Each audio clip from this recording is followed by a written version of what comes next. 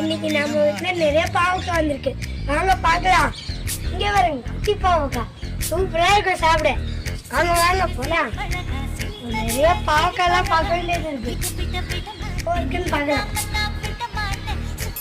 இங்க பாருங்க, அவங்க ஒண்ணு பழுத்தது. வாங்க பறிக்கலாம்.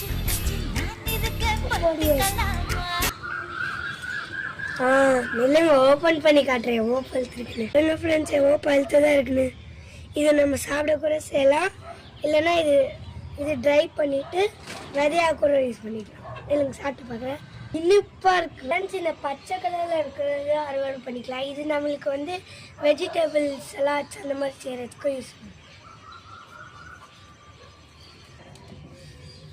ஃப்ரெண்ட்ஸ் இங்கே பாருங்கள், வேலியிலே எவ்வளோ அழகழகாக பச்சை கலரில் இருக்கு. இல்லைங்க, இதே அறுவடை பண்ணிக்கலாம்.